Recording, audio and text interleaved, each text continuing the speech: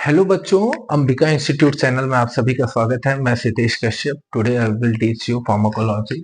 Pharmacology is one of the most interesting and one of the most important subject in pharmacy department।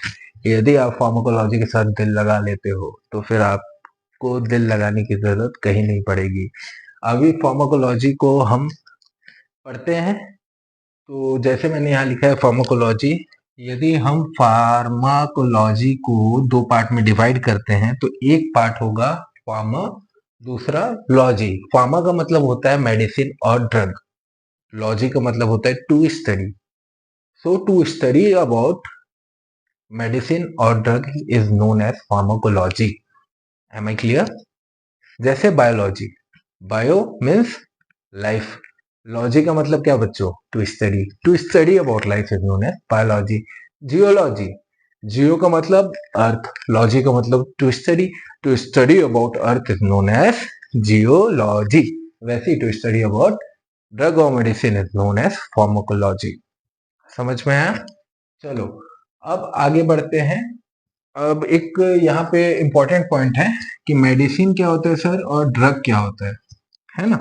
आगे हम पढ़ेंगे तो अभी clear कर देते हैं ड्रग क्या होता है, क्योंकि ये आपका गलती नहीं, आपको नहीं आता, ये हमारे एजुकेशन सिस्टम का गलती है कि 12th के बच्चों को ड्रग और मेडिसिन में डिफरेंस नहीं पता है। ठीक है, तो आज हम आपको क्लियर करके बताते हैं कि ड्रग और मेडिसिन में डिफरेंस क्या होता है। तो चलो, ड्रग क्या होता है? ड्रग ऐसे केमिकल कॉन्स्टिट्यूएंट होते हैं जिनका काम होता है diagnosis, prevention and treatment of disease. Drug is a chemical constituent which is responsible for diagnosis, prevention and treatment of disease। Diagnosis कैसे करता है? फॉर एन एग्जाम्पल, जैसे एक्सरे, आप एक्सरे कराने जाओगे तो आपको ड्रग दिया जाता है। वो ड्रग आपके बॉडी में जाता है और उस पे जब गामा रेज स्ट्राइक करती है तो वो फ्लोरेसेंस शो करता है, लाइट शो करता है, और उसी लाइट का पिक्चर आपके एक्सरे के फॉर्म में निकल के बाहर आ जाता है। तो drug is responsible for diagnosis. Second, prevention में कैसे हेल्प करता है? जैसे कोरोना टाइम वैक्सीन जो आप लेते थे, तो वैक्सीन क्यों लेते थे? ट्रीटमेंट के लिए लेते थे या प्रिवेंशन के लिए लेते थे? ट्रीटमेंट के लिए लेते थे? नहीं ना, प्रिवेंशन के लिए लेते थे। तो वैक्सीन प्रिवेंशन के लिए यूज होता है, तो ड्रग का काम होता है प्रिवेंशन भी। तीसरा, ट्रीटमेंट।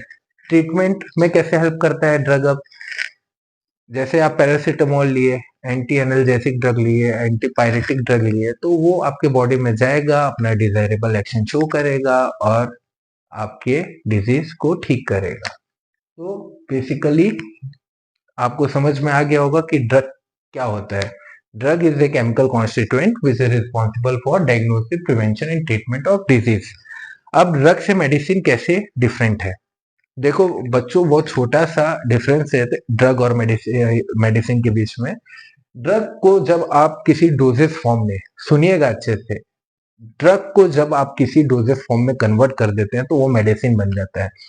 फॉर एन एग्जांपल, मैंने ड्रग लिया पैरासीटामोल, उसको किसी सॉलिड सॉलिड चीज के साथ मिला दिया तो वो बन जाएगा टेबलेट, है ना? अभी एक्सिपेंट में नहीं जाएंगे, वो आगे पढ़ेंगे, फार्मास्यूटिक्स में आपने पढ़ा होगा। ठीक है, तो जब ड्रग को हम किसी सॉलिड आइटम के साथ मिला देते हैं तो वो क्या बन जाता है? टैबलेट। अब उसी ड्रग को, पैरासीटामोल को, जब मैं लिक्विड के साथ मिला दूंगा तो वो क्या बन जाएगा? सिरप। ठीक है, तो जब ड्रग को हम किसी डोजेस फॉर्म में कन्वर्ट कर देते हैं तो वो बन जाता है मेडिसिन। तो अभी आपको अच्छे से ड्रग और मेडिसिन के बीच में डिफरेंस समझ में आ गया होगा। तो फिर चलते हैं अपने टॉपिक में। अब हमको पढ़ना है फार्माकोकाइनेटिक क्या होता है और फार्माकोडायनेमिक क्या होता है।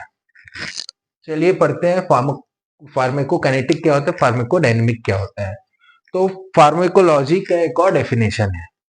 Pharmacology is also known as a branch of science which deals with pharmacokinetic and pharmacodynamic of drug, है ना? फार्माकोलॉजी एक ऐसा ब्रांच है साइंस का जो फार्माकोकाइनेटिक और फार्माकोडायनेमिक और ड्रग के बारे में बताता है। ठीक है, तो फार्माकोकाइनेटिक क्या है? अब इसको हम एक एग्जांपल से समझते हैं। जैसे अपना पुराना एग्जांपल पैरासीटामोल, आपने पैरासीटामोल खाया, ठीक है, तो आप अपने से क्वेश्चन करो, अपने से क्वेश्चन करो कि वो पैरासिटामोल आपके बॉडी में जाएगा तो वो पैरासिटामोल के साथ आपका बॉडी क्या करेगा, और उस पैरासिटामोल आपके बॉडी के साथ क्या करेगा। ठीक है, बॉडी पैरासिटामोल के साथ क्या करेगा और आपका बॉडी के साथ पैरासिटामोल क्या करेगा, ये आ जाता है आपके फार्माकोकाइनेटिक और फार्माकोडायनेमिक में। फार्माकोकाइनेटिक का मतलब होता है कि what body do with drug, मतलब यदि आपने पैरासिटामोल खाया तो पैरासिटामोल के साथ बॉडी क्या किया, उसको हम बोलेंगे फार्माकोकाइनेटिक।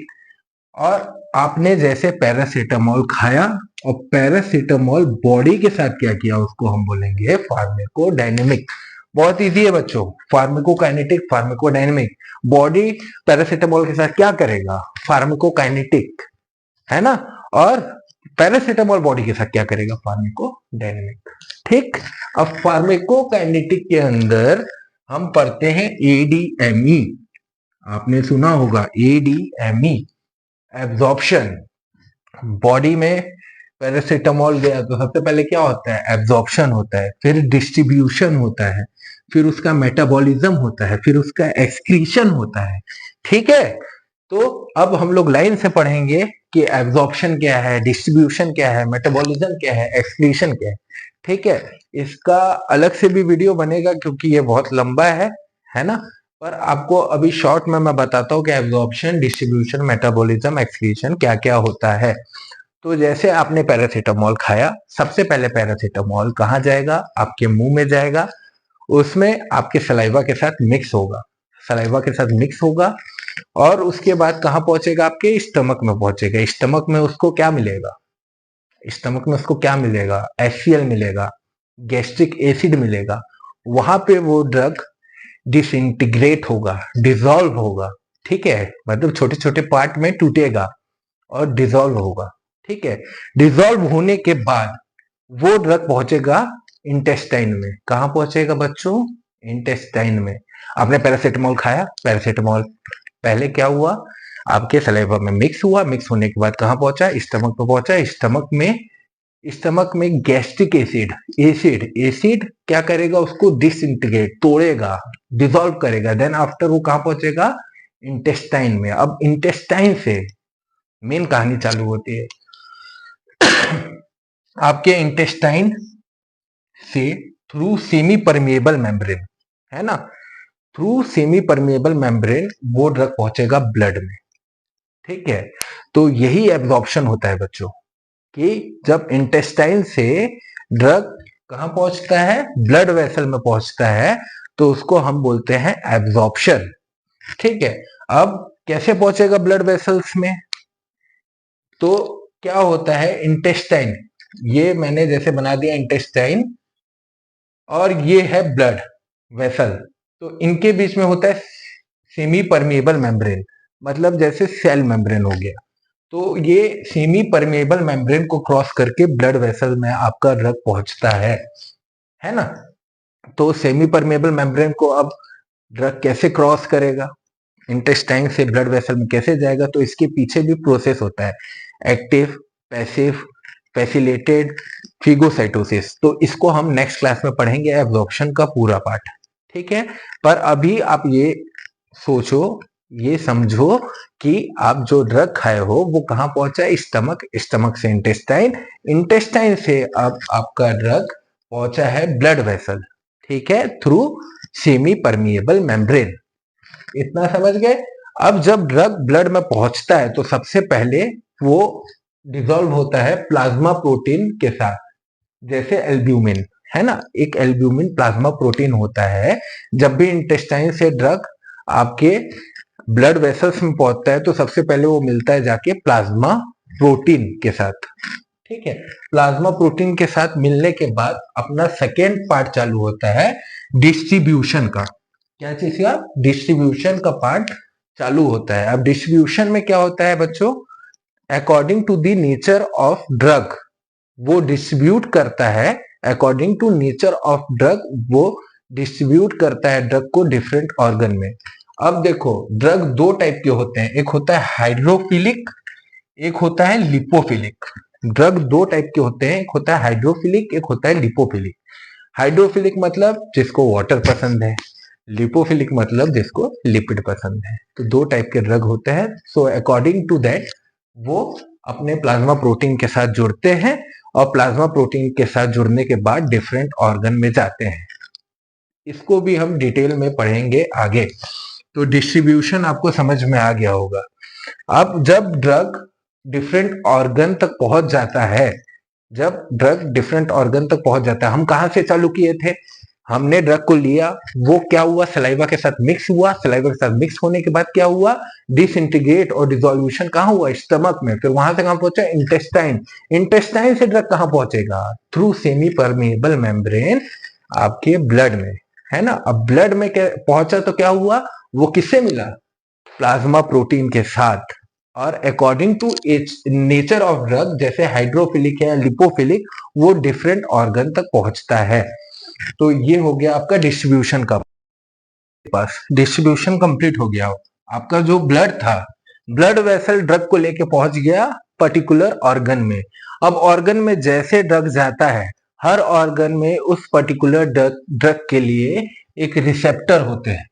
जैसे ये एक रिसेप्टर है, यहाँ पे आके ड्रग क्या हो जाएगा, बाइंड हो जाएगा।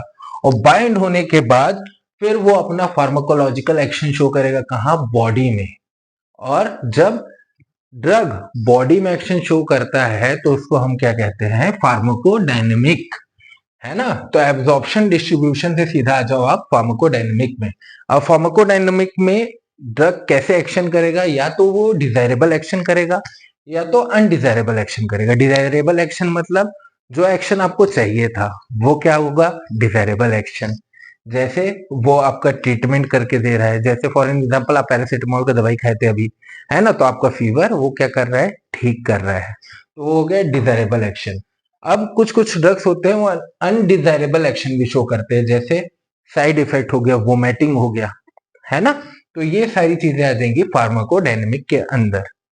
अब एक बहुत तगड़ा कॉन्सेप्ट है, आप अच्छे से समझिएगा कि अब कोई ड्रग आके अपने रिसेप्टर से बाइंड हुआ है ना, तो इस रिसेप्टर को, इस ड्रग को छोड़ना भी पड़ेगा अपना एक्शन करने के बाद।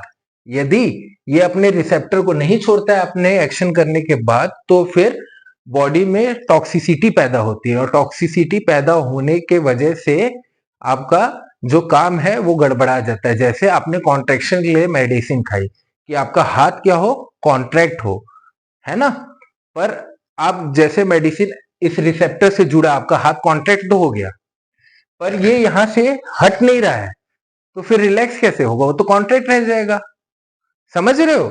तो इसको यहां से हटाना भी जरूरी है। तो वहां पे आता है आपका मेटाबॉलिज्म। मेटाबॉलिज्म का काम होता है कि ड्रग के शेप और साइज को मेटाबॉलिज्म क्या करता है? चेंज कर देता है।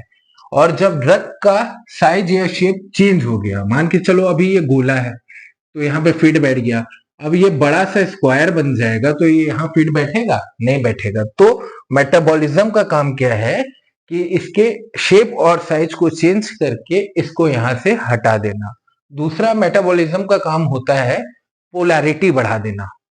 अभी जैसे मैंने बताया था, दो टाइप के ड्रग होते हैं, एक हाइड्रोफिलिक होते हैं जो वाटर लविंग होते हैं, एक होते हैं लिपोफिलिक, है ना। तो जो हाइड्रोफिलिक ड्रग होते हैं वो इजिली यूरिन से पास हो जाते हैं, पर जो लिपोफिलिक ड्रग होते हैं वो यूरिन से पास नहीं हो पाते। तो उनके लिए क्या करना रहता है? उसके लिए मेटाबॉलिज्म में लीवर क्या करेगा? लीवर उसकी पोलैरिटी बढ़ा देगा। पोलैरिटी बढ़ा देगा मतलब एक्स्ट्रा ओएच ग्रुप लगा देगा या फिर एक्स्ट्रा फंक्शनल ग्रुप लगा देगा, जिस वजह से ड्रग की पोलैरिटी बढ़ जाएगी। और ड्रग की पोलैरिटी बढ़ गई तो वो यूरिन से अच्छे से पास हो जाएगा। तो मेटाबॉलिज्म का दो काम होता है। देन आप आ जाओ एक्सक्रीशन में। एक्सक्रीशन, यदि हाइड्रोफिलिक ड्रग है तो यूरिन के थ्रू बाहर जाएगा, यदि वो लिपोफिलिक ड्रग है तो स्टूल के थ्रू बाहर जाएगा। एक्सक्रीशन में आपका ड्रग किडनी तक पहुंचता है, फिर जो नेफ्रॉन होते हैं, फंक्शनल यूनिट ऑफ किडनी, वो अपना काम करते हैं और ड्रग को थ्रू यूरिनेशन बाहर कर देते हैं। तो ये हमारा पहला लेक्चर रहा फार्माकोलॉजी का, इंट्रोडक्शन टू फार्माकोलॉजी। यदि कुछ समझ में आपको नहीं आया होगा तो कमेंट बॉक्स में आप पूछ सकते हैं। और अब आगे हम लोग और डीप में एब्जॉर्प्शन, डिस्ट्रीब्यूशन, मेटाबॉलिज्म, एक्सक्रीशन और फार्माकोडायनेमिक और फार्माकोकाइनेटिक को थोड़े और डिटेल में आगे पढ़ेंगे। Thank you.